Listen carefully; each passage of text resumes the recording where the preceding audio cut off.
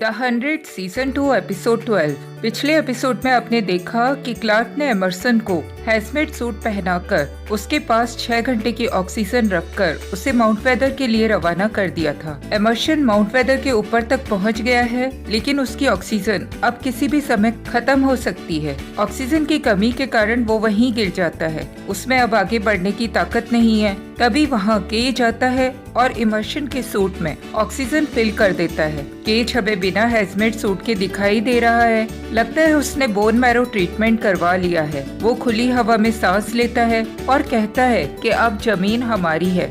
Mount weather के Dom में सभी बच्चे लॉक्ड होने के बाद काफी पैनिक हो गए हैं। जेस्पर ने दरवाजा बंद होते समय बेलेमी को माया के साथ बाहर देख लिया था। वो सभी को शांत रहने के लिए कहता है और उन्हें बेलेमी के माउंट वेदर के अंदर पहुंचने के बारे में बता देता है। उसी वक्त अलार्म बजने लगता है। डॉर्म का दरवाजा खुलता है और डॉक्टर लॉरेली कुछ गार्ड्स को लेकर अंदर आती है। डॉक्टर लॉरेली एक बच्चे को सेलेक्ट करके अपने साथ ले जाती है। कैब में क्लार्क रेवन के पास आती है और उससे बेलेमी के किसी नए मैसेज के आने के बारे में पूछती है। क्लार्क ने देखा कि रेवन माउंट वेदर के डैम के ऊपर काम कर रही है। डैम के थ्रू इन लोगों का माउंट वेदर की इलेक्ट्रिसिटी सप्लाई बंद करने का प्लान है। क्लार्क रेवन से पूछती है कि उसने कितने टोन जनरेटर्स बना लिए हैं, क्योंकि उन्हें रीपर्स को कंट्रोल करने के लिए टोन जनरेटर्स चाहिए होंगे। रेवन कहती है कि 2, जिसे सुनकर क्लार्क अपसेट हो जाती है क्योंकि इनके पास समय बहुत कम है। उसी वक्त बेलेमी रेडियो पर आता है।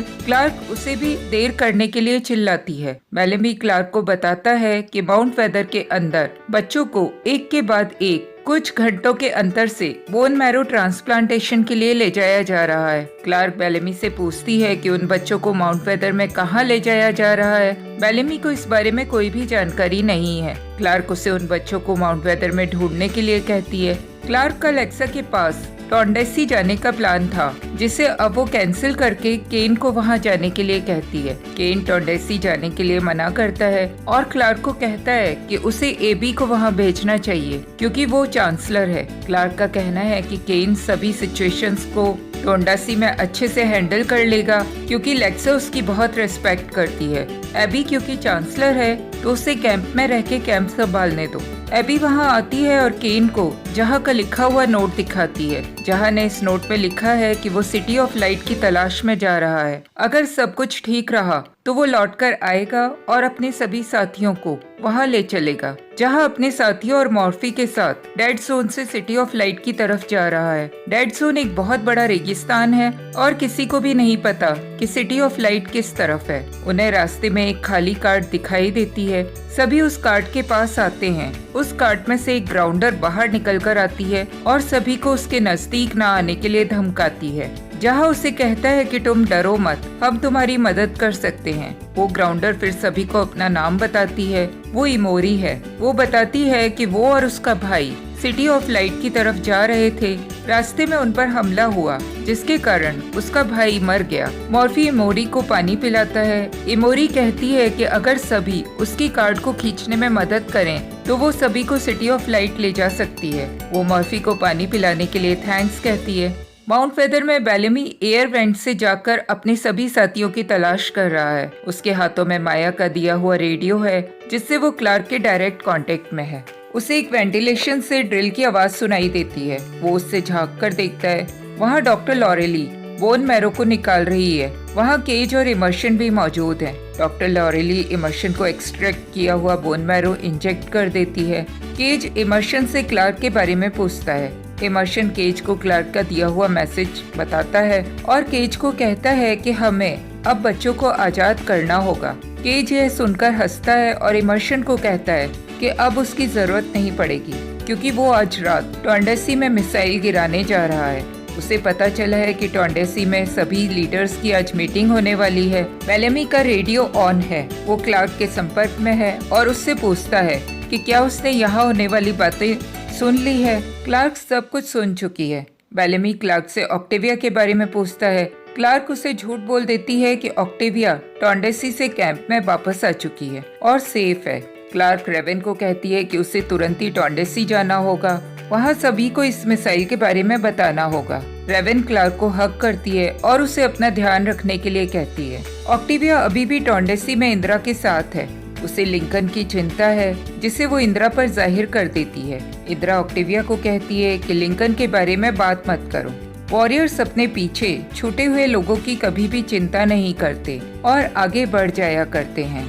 डेड जोन में मॉर्फी इमोरी से बात करता हुआ चला जा रहा है। इमोरी मॉर्फी को अपना लेफ्ट हैंड दिखाती है जो कि बाय बर्थ नॉर्मल नहीं है और उसे बताती है कि एबनॉर्मलिटी लिए हुए पैदा हुए बच्चों को ब्लड लाइन के लिए एक धब्बा माना जाता है और उन्हें या तो मार दिया जाता है या छोड़ दिया जाता है। इमोरी के लोगों ने भी उसे छोड़ दिया था। मॉर्फी भी उसे अपने किए हुए अपराधों के बारे में बताता है। माउंट वेदर में डॉक्टर लॉरेली डॉम में फिर से गार्ड्स को लेकर एक और बच्चे को लेने के लिए आती है। सभी बच्चे इसका अपोज करते हैं। एक गार्ड जेस्पर को पकड़कर दीवार के किनारे ले जाता है। वो बेलेमी है। बेलेमी जेस्पर को गन दे देता है और उसे अपने साथियों के साथ लड़ने के लिए तैयार रहने के लिए कहता है। जेस्पर बेलेमी को डांटे वेलेस को ढूंढकर उनसे मिलने के लिए कहता है। उसके अनुसार डांटे वेलेस उन लोगों के साथ हैं और उनकी मदद कर सकते हैं। डांटे वेलेस क्वारंटाइन वार्ड में है। वहाँ बेलेमी एक गार्ड के रूप में उनके लिए खाना लेकर आता है। डांटे उसे नहीं पहचानते, इसीलिए वो वहाँ का म्यूजिक लाउड कर देते हैं जिससे उन दोनों के बीच की आवाज बाहर न जाए और बेलेमी से उसके बारे में पूछते हैं। बेलेमी उन्हें अपने बारे में बताता है और उनसे मदद मांगता है। डांटे का कहना है कि केज ने प्रेसिडेंट बनने के बाद सभी एग्जिट दरवाजों के कोड को चेंज कर दिया होगा, जिसके कारण वो उनके बाहर निकलने में कोई मदद नहीं कर सकते। लेकिन वो बेलेमी को एक तरकीब बताते हैं जिससे इन लोगों को अपने लिए कुछ समय जरूर मिल जाएगा। क्लार्क टोंडेसी में पहुंच चुकी है। वो बाहर ऑक्टेविया से मिलती है और उसे अपने आप को लेक्सा तक ले चलने के लिए कहती है। वहीं छिपा हुआ एक माउंटेन मैन यहाँ की सभी जानकारियाँ केज को दे रहा है। वो क्लार्क के पहुँचने की रिपोर्ट भी केज को बता देता है। क्लार्क और लेक्सा अकेले में मिलते हैं। वहाँ क्लार्क लेक्सा को माउंट वेदर द्वारा मिसाइल छोड़े जाने के बारे में बताती है। लेक्सा क्लार्क को कहती है कि उस बात को हम सभी को नहीं बता सकते क्योंकि इसे सुनते ही यहाँ हलचल मच जाएगी, जिससे माउंट वेदर में रहने वाले लोगों को पता चल जाएगा और वो लोग अलर्ट होकर मिसाइल समय से पहले ही लॉन्च कर देंगे। लेक्सा और क्लार्क कैंप से बाहर निकल जाते हैं। डेड जोन में मॉर्फी, इमोरी और अन्य सभी के साथ है। तभी वहाँ एक राइडर आता है। वो एक रॉकेट लॉन्चर लिए हुए है जिसका एम इन्हीं लोगों की तरफ है। इमोरी तुरंत ही मॉर्फी पर हमला करती है और उसे पकड़कर सभी लोगों को अपना अपना सामान उस कार्ट में डाल देने के लिए कहती है, जहाँ उसको समझाने की कोशिश भी करता है। लेकिन इमोरी उन सभी को वहाँ से हटकर अपने घुटनों पर बैठने के लिए कहती है। वो मॉर्फी के कानों में कुछ कहती है और फिर उसे जोर से हिट करके बेहोश कर देती है। माउंट वेदर में बेलेमी अभी भी एयर वेंट्स के अंदर है। वो रेवन से रेडियो पर बात भी कर रहा है। रेवन उसे बातों बातों में गलती से बता देती है कि ऑक्टेविया टोंडेसी में है। बेलेमी को क्लार्क के उससे झूठ बोलने पर बहुत बुरा महसूस होता है। रेवन उसे अपने काम पर फोकस करने के लिए कहती है। टोंडेसी में ऑक्टेविया और एटोहल पहरा दे रहे होते हैं। तभी उन्हें कुछ आवाजें सुनाई देती है। दोनों उस ओर जाते हैं। वहाँ ऑक्टेविया को लिंकन दिखाई देता है जिसने एटोहल को बंदी बना लिया है और वो उससे माउंट वेदर ले जाना चाहता है जिससे उसे रेड ड्रग मिल जाए, जिसके ना मिलने पर वो कमजोर महसूस कर रहा है। ऑक्टेविया लिंकन को एटोहल से दूर हटाती है और उसे बताती है कि बेलेमी माउंट वेदर के अंदर पहुंचकर अपना काम शुरू कर चुका है। वो लिंकन को अपने साथ आने के लिए कहती है। लिंकन ऑक्टेविया को बताता है कि उसे उस ड्रग को लेने की बहुत ही तीव्र इच्छा हो रही है जिसे वो सहन नहीं कर पा रहा है। ऑक्टेविया उसे हिट करती है और उसे याद दिलाती है कि ग्राउंडर्स कभी भी हार नहीं मानते हैं। ये वही शब्द हैं जो कि लिंकन यूज किया करता था। वो लिंकन को कहती है कि या तो तुम माउंटेन मैन से लड़ो या फिर एक कायर के समान तड़पते हुए मर जाओ। डेड जोन में मॉर्फी की बेहोशी टूटती है। वो सभी को बताता है कि इमोरी ने उसके कान में कहा था कि सिटी ऑफ लाइट नॉर्थ की तरफ है, जहाँ असमंजस में फंस जाता है कि बिना सप्लाई के वो लोग कैंप वापस लौट जाएं या फिर इमोरी के बताए अनुसार आगे नॉर्थ डायरेक्शन में जाएं। माउंट वेदर में कमांड सेंटर में इमर्शन और केज को मिसाइल लॉन्च करने के लिए कोऑर्डिनेट्स मिल जाते हैं। क्लार्क और लेक्सा सभी से छुपते हुए जंगल में पहुंच गए हैं। क्लार्क को तभी एबी टोंडासी की ओर जाती हुई दिखाई देती है। क्लार्क उसे रोकने के लिए उसके पीछे जाती है। लेक्सा उसे पीछे से आवाज देती हुई रह जाती है। माउंट वेदर में बताए हुए कोऑर्डिनेट्स पर मिसाइल को टोंडासी की ओर लॉन्च कर दिया जाता है। इंदिरा और केन को टोंडासी में पता चलता है कि अंदर लेक्सा और क्लार्क दोहरा ही नहीं है। बाहर क्लार्क एबी को टोंडासी के अंदर जाने से रोक लेती है और उसे अपने साथ चलने के लिए कहती है। मिसाइल टोंडासी पर गिरती है और वहाँ बहुत ज्यादा नुकसान पहुँचाती है। उसके गिरने पर एबी और क्लार्क, जो वहाँ से ज्यादा दूर नहीं थे, वो भी दूर गिर जाते हैं। क्लार्क एबी को वहाँ से निकल चलने के लिए कहती है। एबी समझ गई कि क्लार्क को मिसाइल के बारे में पहले से सब कुछ पता था। उसे विश्वास नहीं होता कि सब कुछ जानते हुए भी क्लार्क ने इतने लोगों को मरने कैसे दिया। एबी को क्लार्क के ऊपर गुस्सा आता है और वो टोंडासी की ओर चली जाती है। माउंट वेदर के डॉम में डॉक्टर लॉरेली फिर एक और बच्चे को लेने के लिए आती है। इस बार सभी उससे लड़ने के लिए तैयार हैं। सबके हाथों में रॉड्स हैं।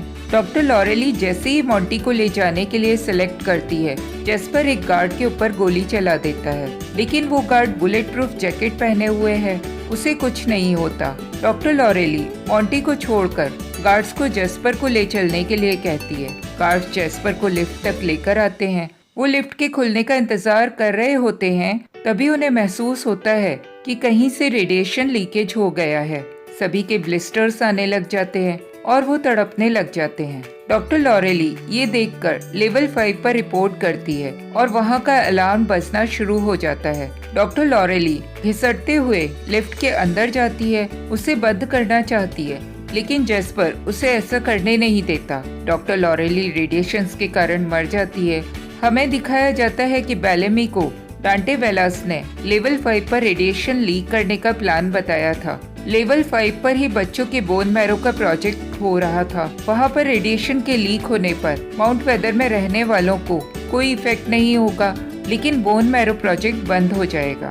केस डांटे वेलास के पास आता है। वो समझ चुका है कि इस रेडिएशन लीकेज में डांटे का ही हाथ हो सकता था। उन्होंने अपने किसी खास आदमी से कहकर ये करवाया हो सकता है। वो उनसे उनकी हेल्प करने वाले का नाम पूछता है।